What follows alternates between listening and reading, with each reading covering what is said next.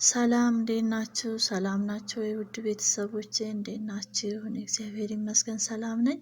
አዲስ የመጣችሁ ካላችሁ እንኳን ደህና መጣችሁ። ሰብስክራይብ እያደረጋችሁ ቤተሰብ እንሆናለሁ። ነባሮችም እንኳን ደህና ቆያችሁኝ። ዛሬ በአዲስ ቪዲዮ መጥቻለሁ። ይሄን የመሰለ ቆንጆ በጣም የሚጣፍጥ ፍርፍር ድርቆሽ ፍርፍር ሰርተናል። ቪዲዮን እስከ መጨረሻው እንድትከታተሉኝ በትህትና ጠይቃለሁ። ቤተሰቦቼ አብራችሁኝ ቆዩ። ሽንኩርት፣ ቀይ ሽንኩርት በረጃጅሙን የከተፍኩት በቁመቱ ከተፌ ለብቻውን ዘይት ሳልጨምር በራሱ ውሃ ብቻ መጀመሪያ እናበስላለን። የሽንኩርት አከታተፋችንን እንደ ፍላጎታችን እንደ ምርጫችን ማድረግ ይቻላል።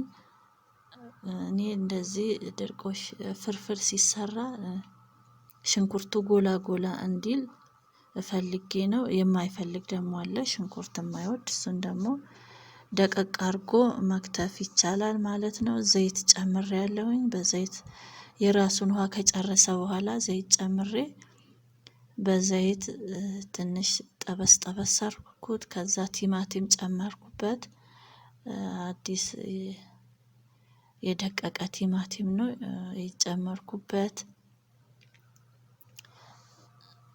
ትንሽ ቲማቲሙን በርከት አድርጌበታለሁኝ። እንደ ፍላጎታችን ነው የምንሰራው፣ ግን እንደዚህ ሲሰራ በጣም ይጣፍጣል። ቲማቲሙን ከዘይቱ ጋር ከጠበስኩት በኋላ የቲማቲሙን ውሃ ከጨረሰ በኋላ በርበሬ ጨምሬያለሁኝ። በርበሬ 2 የሾርባ ማንኪያ ጨምሬያለሁኝ። በርበሬ ጠቃ ቢለው ቆንጆ ነው፣ ይጣፍጣል። ስለዛ ጨምሬበታለሁ። ቲማቲሙን፣ በርበሬውን፣ ዘይቱን በደንብ እንሰጠዋለን ማለት ነው። ያው ፍርፍር ስለሆነ ኮስተር ያለ ፍርፍር እንዲሆን ቆንጆ ጣዕሙ ውሃ እንዳይል ጣዕሙ ቆንጆ እንዲሆንልን እንደዚህ እንሰራዋለን ማለት ነው። በርበሬውን መልኩም ቆንጆ ስለሆነ ነጭ ሽንኩርት ጨምሬያለሁ። ነጭ ሽንኩርቱን ከተፍ ከተፍ አድርጌ ጨምሬበታለሁ። መልኩ እንደዚህ እንደምታዩት ቆንጆ የቲማቲሙ የበርበሬው ጥብስ አንድ ላይ ጥብስ እናደርገዋለን፣ እናቁላለዋለን። ትንሽ ጊዜ ሰተን ማለት ነው። ውሃ ጠብ እያደረግን በደንብ እናቁላለዋለን። ቆንጆ ጣዕም ይሰጠናል ማለት ነው። በጣም ቆንጆ ስለሚሆንልን እናቁላለዋለን። ውሃ ጠብ እያደረግን እዚህ ጋር የጨመርኩት ነጭ ቅመምና ትንሽዬ አፍሬጅ ጨምሬያለሁ።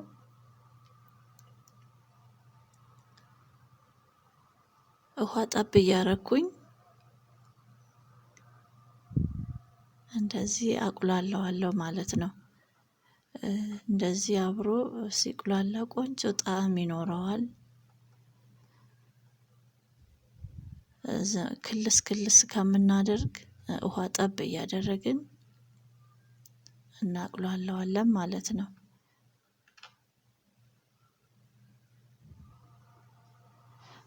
ፍርፍር የብዙዎቻችን ምርጫ ነው። ብዙ ሰው የሚወደው ምግብ ነው። አሰራሩ ደግሞ ቆንጆ ነው። ከተሰራ በጣም ተበልቶ የማይጠገብ ነው ማለት ነው። እዚህ ጋር ደግሞ ትንሽ ኮረሪማ አድርጌያለሁኝ። እቤታችን ያለውን ቅመም እንደ ፍላጎታችን እንጠቀማለን። ሮዝመሪ ፓውደሩ ስላለኝ እሱን ነው የጨመርኩት። ውሃ እንዳያችሁት አንድ ያልጨመርኩም። ውሃ ጠብ ጠብ እያደረኩኝ የምፈልገውን ያህል እስከሚቀጥንልኝ ድረስ ብዙም አላቀጥነውም። ውሃ እየጨመርኩኝ በመሃል በመሃል እንደዚህ ደርሶልኛል ማለት ነው። ዘይቱም ትንሽ ጠቃ ብሎታል። ፍርፍር ስለሆነ ያው ግድ አይደለም። በዚህ መልኩ እንዲሰርቻለሁኝ። ቅመም ደግሞ ያለንን ቅመም ኮረሪማ፣ ነጭ ቅመም፣ ጥቁር ቅመም ያለንን ቅመም መጠቀም እንችላለን። ሮዝመሪ ካላችሁ እርጥቡ፣ ከሌላችሁ ዱቄቱ ያለንን ቅመም ጨምረን አጣፍጠን መስራት እንችላለን ማለት ነው። እኔ ከዚህ በላይ ውሃ አልጨምርም። በቃው በጣም ብዙ በጣም ቆንጆ ሆኖ ተንተክትኮልኛል ማለት ነው። እንጀራው ድርቆሹ እንደዚህ ነው። እንደምታዩት ትኩስ እንጀራ ወዲያው የደረቀ ስለሆነ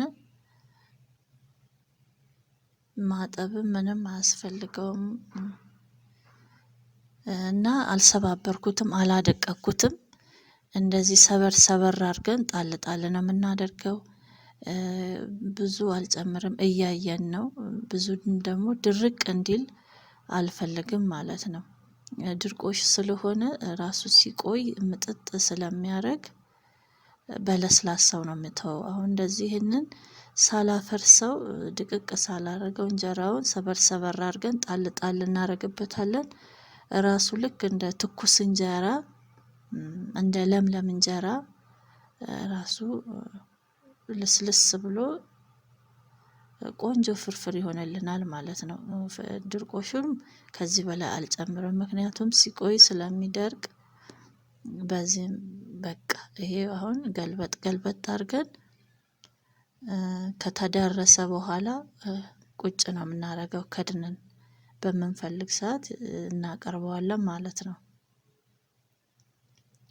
አሁን እንደዚህ ትንሽ ቆይቶ ሳቀርበው ቆንጆ ነው የሚሆነው። በቃ ለስለስ ያለ ያልደረቀ ፍርፍር ይሆናል ማለት ነው። እንጀራውንም ሳይቦካብን እንደዛው ቅርጹን እንደያዘ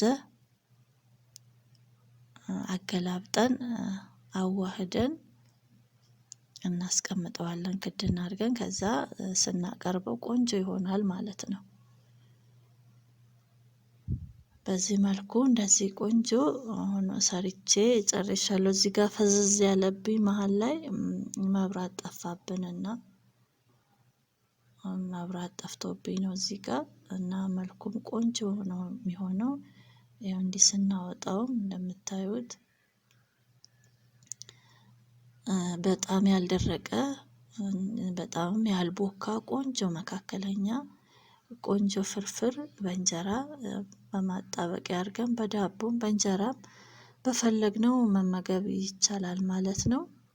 በዚህ መልኩ ቆንጆ የድርቆሽ ፍርፍር ሰርቻለሁኝ። ጣዕሙን በጣም ቆንጆ ነው። ቪዲዮ እንደወደዳችሁት ተስፋ አደርጋለሁ ቤተሰቦቼ።